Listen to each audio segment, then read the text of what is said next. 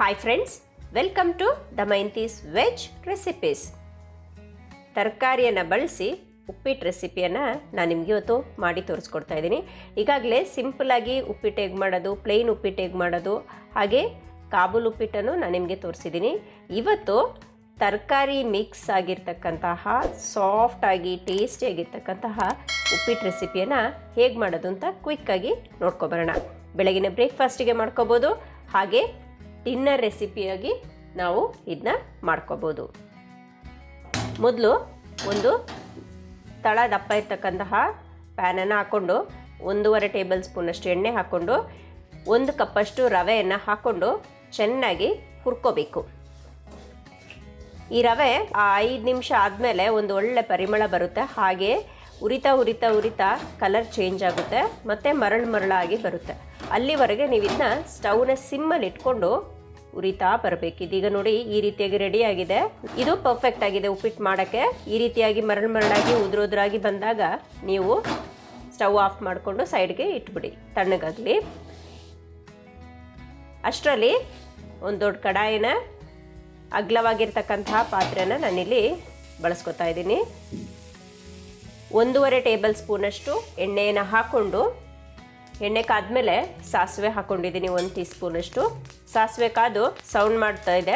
ಅಷ್ಟರಲ್ಲಿ 1/4 tea spoon ಜೀರಿಗೆ, 1 tea spoon ಶುಂಠಿ, ಬೆಳ್ಳುಳ್ಳಿ 1/4 ಟೀ ಸ್ಪೂನ್ ಸಣ್ಣಕ್ಕೆ ಕಟ್ ಮಾಡಿರೋದು, ಹಾಗೆ ಈರುಳ್ಳಿ 1/4 ಕಪ್ಪು ಸಣ್ಣಕ್ಕೆ ಕಟ್ ಮಾಡಿರೋದು, 1-2 ಹಸಿಮೆಣಸಿನ್ಕಾಯಿ, ಸ್ವಲ್ಪ ಕರಿಬೇವಿನ ಎಲೆ. ಇವಿಷ್ಟನ್ನ ಚೆನ್ನಾಗಿ ಹುರ್ಕೋಬೇಕು.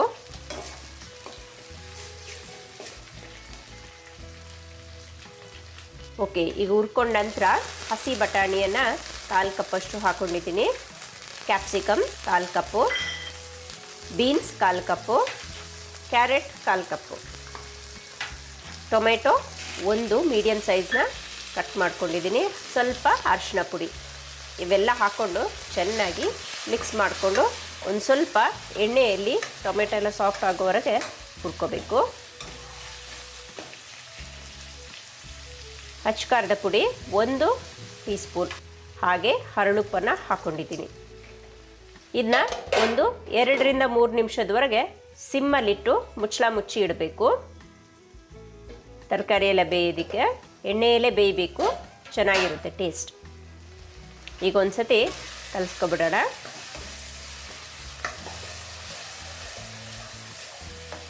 ಓಕೆ, ಇದೀಗ ಟೊಮೆಟೊ ತರಕಾರಿ ಎಲ್ಲ ಎಣ್ಣೆಯಲ್ಲಿ ಚೆನ್ನಾಗಿ ಬೆಂದಿದೆ. ಇವಾಗ ನಾನು ನೀರನ್ನು ಹಾಕೋತಾ ಇದ್ದೀನಿ. ನೀರು 1 ಕಪ್ಗೆ ನಾನು ಇಲ್ಲಿ 2.5 ಕಪ್ಪಷ್ಟು ನೀರು ಅಳುತ್ತೆ. ಸ್ವಲ್ಪ ಡ್ರೈ ಉಪ್ಪಿಟ್ಟು ಬೇಕಂದರೆ ನೀವು ಸ್ವಲ್ಪ ನೀರು ಕಡಿಮೆ ಮಾಡ್ಕೋಬೋದು, ಆಮೇಲೆ ಬೇಕಿದ್ದಲ್ಲಿ ನೋಡಿಕೊಂಡು ಹಾಕ್ಕೋಬೋದು. ಸ್ವಲ್ಪ ಟೇಸ್ಟ್ ನೋಡಿಕೊಂಡು ಉಪ್ಪನ್ನು ಹಾಕ್ಕೋಬೇಕು. ಸ್ವಲ್ಪ ನೀರು ಕಡಿಮೆ ಆಗಿದೆ, ಇನ್ನೊಂದು ಸ್ವಲ್ಪ ನೀರನ್ನು ಹಾಕೋತಾ ಇದ್ದೀನಿ. ನೀರಿಲ್ಲಿ ಮೇಯ್ನಾಗಿ ನೋಡಿಕೊಂಡು ಹಾಕ್ಕೋಬೇಕು. ಓಕೆ, ಇಲ್ಲಿ ನಾನು ಬಿಸಿ ನೀರು ಕಾಯಿಸಿ ಇಟ್ಟಿರ್ತಕ್ಕಂಥ ನೀರನ್ನೇ ಬಳಸ್ಕೊಂಡಿರೋದು ನಾನು. ಇದು ಸ್ವಲ್ಪ ಕುದಿಯೋಕ್ಕೆ ಬಿಡಬೇಕು, ಚೆನ್ನಾಗಿ ಕುದಿಬೇಕು. ಅಷ್ಟರಲ್ಲಿ ಒಂದು ಸ್ವಲ್ಪ ಕೊತ್ತಂಬರಿ ಸೊಪ್ಪನ್ನು ಕಟ್ ಮಾಡಿ ಹಾಕೋತಾ ಇದ್ದೀನಿ. ಹಾಕ್ಕೊಂಡು ಒಂದು ಸತಿ ಚೆನ್ನಾಗಿ ಕಲಿಸ್ಕೊಂಡು ನಿಮಗೆ ಉಪ್ಪು ಖಾರ ಬೇಕಿದ್ದಲ್ಲಿ ಒಂದು ಸ್ವಲ್ಪ ಅಚ್ಚಕಾರದ ಪುಡಿ ಹಾಕ್ಕೋಬೋದು. 1/4 ಟೀ ಸ್ಪೂನಷ್ಟು ಬೆಲ್ಲ ಹಾಕ್ಕೊಂಡು ಒಂದು ಸ್ವಲ್ಪ ಕಲಿಸ್ಕೊಂಡು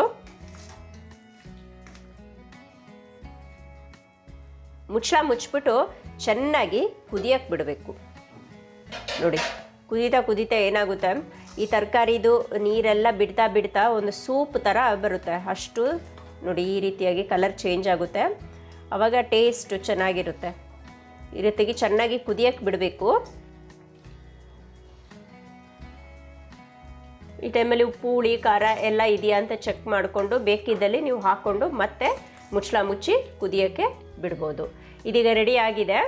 ಈಗ ಹುರಿದಿಟ್ಕೊಂಡಿದೆ ಅಲ್ವ ರವೆ, ನೋಡಿ ರವೆ ಮಾತ್ರ ಈ ರೀತಿಯಾಗಿ ಮರಳಾಗಿ ಕೈಯಲ್ಲಿ ಹಿಡಿದಾಗ ಈ ರೀತಿಯಾಗಿ ಬೀಳಬೇಕು. ಇಷ್ಟು ಚೆನ್ನಾಗಿ ಫೈನಾಗಿ ಹುರ್ಕೋಬೇಕು ರವೆನ.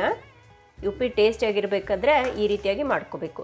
ಈಗ ಸ್ವಲ್ಪನೇ ರವೆಯನ್ನು ನಾನು ಕುದಿ ಬರ್ತಾ ಇರುವ ನೀರಿಗೆ ಹಾಕ್ಕೊಂಡು ಬರ್ತಾ ಇದ್ದೀನಿ. ನೋಡಿ ಈ ರೀತಿಯಾಗಿ ಒಟ್ಟಿಗೆ ಒಂದೇ ಸತಿ ಹಾಕಿದ್ರೆ ಗಂಟುಗಳಾಗ್ತವೆ. ಸೊ ಸ್ವಲ್ಪ ಹಾಕ್ಕೊಂಡು ಈ ರೀತಿಯಾಗಿ ತಿರುಗಿಸ್ಕೊತಾ ಇರಬೇಕು. ಸ್ಟವ್ನ ರವೆ ಹಾಕಬೇಕಾದ್ರೆ ಸಿಮ್ ಮಾಡಿ ಇಟ್ಕೊಳ್ಳಿ. ಓಕೆ, ಇವಾಗ ನೋಡಿ ಇದು ನಾನು ಪೂರ್ತಿ ರವೆನ ಹಾಕ್ಕೊಳ್ಳಲ್ಲ. ಇದರಲ್ಲಿ ಒಂದು ಸ್ವಲ್ಪ ಕಾಲು ಭಾಗದಷ್ಟು ರವೆನ ಬಿಟ್ಟಿದ್ದೀನಿ. ಇದು ರವೆ ನೀರಿನಲ್ಲಿ ಕುದೀತಾ ಬೇಯ್ತಾ ಗಟ್ಟಿಯಾಗುತ್ತೆ. ಹಾಗಾಗಿ ನನಗೆ ಉಪ್ಪಿಟ್ಟು ಸ್ವಲ್ಪ ಲಿಕ್ವಿಡ್ ಫಾರ್ಮಲ್ಲಿದ್ದರೆ ತಿನ್ನೋಕ್ಕೆ ಟೇಸ್ಟಿಯಾಗಿರುತ್ತೆ. ನಿಮಗೆ ಡ್ರೈ ಆಗಿ ಬೇಕಂದರೆ ಇರುವ ರವೆನ ಎಲ್ಲ ಹಾಕ್ಕೊಂಡು ಡ್ರೈ ಉಪ್ಪಿಟ್ಟು ಮಾಡ್ಕೋಬೋದು. ಓಕೆ, ಈಗ ಒಂದು ಸ್ವಲ್ಪ ನೀರು ಕಡಿಮೆ ಆಗಿದೆ. ನಾನು ನೀರನ್ನು ಹಾಕ್ಕೋತಾ ಇದ್ದೀನಿ. ಹಾಕ್ಕೊಂಡು ಒಂದು ಸತಿ ಚೆನ್ನಾಗಿ ಕಲಿಸ್ಕೊಂಡು ಇಲ್ಲಿಂದ ನೀವು ಸಿಮ್ಮಲ್ಲೇ ಇಟ್ಕೊಂಡು ಈ ಪ್ರಾಸೆಸನ್ನು ಮಾಡಬೇಕು.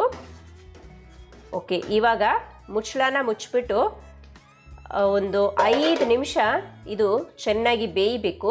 ಮಧ್ಯದಲ್ಲಿ ನೀವು ಅವಾಗವಾಗ ತಟ್ಟೆ ತೆಗೆದು ಇದನ್ನ ಕಲಿಸ್ಕೊತಾ ಇರಬೇಕು. ಕೆಳಗಡೆ ತಳ ಹಿಡ್ಕೊಳ್ಳುತ್ತೆ. ಹಾಗಾಗಿ ಒಂದು 5 ನಿಮಿಷ ಬೇಯೋದ್ರಲ್ಲಿ ಇನ್ ಬಿಟ್ವೀನ್ ಒಂದೊಂದು 2 ಸತಿ ನೀವು ಈ ಥರ ಕಲಿಸ್ಕೊಂಡು ಮತ್ತೆ ಮುಚ್ಚಳ ಮುಚ್ಚಿ ಮತ್ತೆ ನೀವು ಇದನ್ನ ಬೇಯಕ್ಕೆ ಇಡಬೇಕು.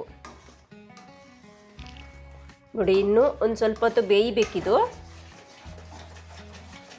ಮುಚ್ಚಳ ಮುಚ್ಚಿ ಮತ್ತೆ ನಾನು ಇನ್ನೊಂದು 5 ನಿಮಿಷ ಬೇಯಕ್ಕೆ ಬಿಡ್ತಾ ಇದ್ದೀನಿ. ನೋಡಿ ಈಗೆಲ್ಲ ನೀರಿನಂಶ ಎಲ್ಲೂ ಕಾಣ್ತಾ ಇಲ್ಲ. ನೋಡಿ ಉಪ್ಪಿಟ್ಟು ಬೆಂದಿದೆ.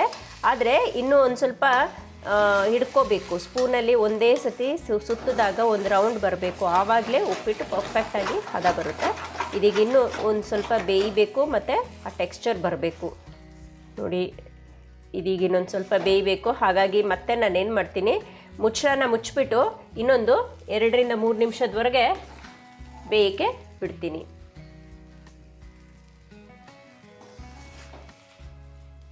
ಮೇಲ್ಗಡೆಗೆ ಒಂದು ಸ್ವಲ್ಪ ತುಪ್ಪನ ಹಾಕಿ ಮುಚ್ಚಳ ಮುಚ್ಚಿಟ್ರೆ ಇನ್ನೂ ಚೆನ್ನಾಗಿ ಟೇಸ್ಟ್ ಇರುತ್ತೆ. ಓಕೆ, ಇನ್ನೊಂದು 2 ರಿಂದ 3 ನಿಮಿಷದವರೆಗೆ ಬೇಯಲಿ ಇದು.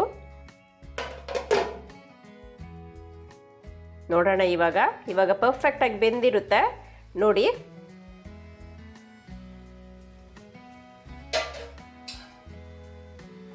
ಸೌಟಲ್ಲಿ ತಿರುಗಿಸಿದಾಗ ನೋಡಿದ್ರ ಹೇಗೆ ಬರ್ತಾ ಇದೆ ಅಂತ ಈ ರೀತಿಯಾಗಿ ಬರಬೇಕು. ಇದೀಗ ಪರ್ಫೆಕ್ಟಾಗಿ ಉಪ್ಮಾ ರೆಡಿಯಾಗಿದೆ. ನೋಡ್ಕೊಂಡ್ರಲ್ಲ ಫ್ರೆಂಡ್ಸ್, ಎಷ್ಟು ಸುಲಭವಾಗಿ ಈಸಿಯಾಗಿ ಬೆಳಗಿನ ಬ್ರೇಕ್ಫಾಸ್ಟಿಗೆ ನೀವು ಈ ರೀತಿಯಾಗಿ ತರಕಾರಿನ ಎಲ್ಲ ಕಟ್ ಮಾಡಿಕೊಂಡು ರೆಡಿ ಮಾಡಿಕೊಂಡು ಈ ರೀತಿಯಾದ ಬ್ರೇಕ್ಫಾಸ್ಟ್ ರೆಸಿಪಿ ಮಾಡ್ಕೋಬೋದು. ತುಂಬ ರುಚಿಯಾಗಿರುತ್ತೆ. ಈ ಉಪ್ಪಿಟ್ಟು ತರಕಾರಿ ಹಾಕಿರೋದ್ರಿಂದ ತುಂಬ ಟೇಸ್ಟಿಯಾಗಿರುತ್ತೆ. ಹಾಗೆ ಇದನ್ನ ಮಕ್ಕಳಿಗೆ ಲಂಚ್ ಬಾಕ್ಸಿಗೆನೂ ಹಾಕ್ಕೊಡ್ಬೋದು. ಮತ್ತು ಈವ್ನಿಂಗ್ ಸ್ನ್ಯಾಕ್ಸ್ ಟೈಪೂ ಮಾಡ್ಕೋಬೋದು. ಇಲ್ಲ ನೈಟ್ ಡಿನ್ನರ್ಗೆ ತುಂಬ ಲೈಟಾಗಿರುತ್ತೆ, ತುಂಬಾ ಚೆನ್ನಾಗಿರುತ್ತೆ. ನೋಡ್ಕೊಂಡ್ರಲ್ಲ ಹೇಗೆ ಮಾಡೋದು ತರಕಾರಿ ಬಳಸಿ ಉಪ್ಪಿಟ್ಟಂತ. ನೀವು ಕೂಡ ಒಂದ್ಸತಿ ಟ್ರೈ ಮಾಡಿ. ಹಾಗೆ ಹೇಗಿತ್ತು ಈ ರೆಸಿಪಿ ಅಂತ ನನಗೆ ಕಮೆಂಟ್ ಮೂಲಕ ತಿಳಿಸಿ. ನನ್ನ ಈ ರೆಸಿಪಿ ನಿಮ್ಗೆ ಇಷ್ಟ ಆಗಿದರೆ ಒಂದು ಲೈಕ್ ಕೊಡಿ. ಹಾಗೆ ಎಲ್ಲರಿಗೂ ಶೇರ್ ಮಾಡಿ. ಇನ್ನು ಈ ರೀತಿಯಾದ ಡಿಫ್ರೆಂಟ್ ಆಗಿರ್ತಕ್ಕಂತಹ ರೆಸಿಪೀಸ್ಗೆ ದಮಯಂತೀಸ್ ವೆಜ್ ರೆಸಿಪೀಸ್ ಚಾನೆಲ್ನ ಸಬ್ಸ್ಕ್ರೈಬ್ ಮಾಡಿ. ಮತ್ತೊಂದು ಹೊಸ ವಿಡಿಯೋದೊಂದಿಗೆ ಮತ್ತೆ ಸಿಗ್ತೀನಿ. ವಿಡಿಯೋ ನೋಡಿದ್ದಕ್ಕೆ ಧನ್ಯವಾದ.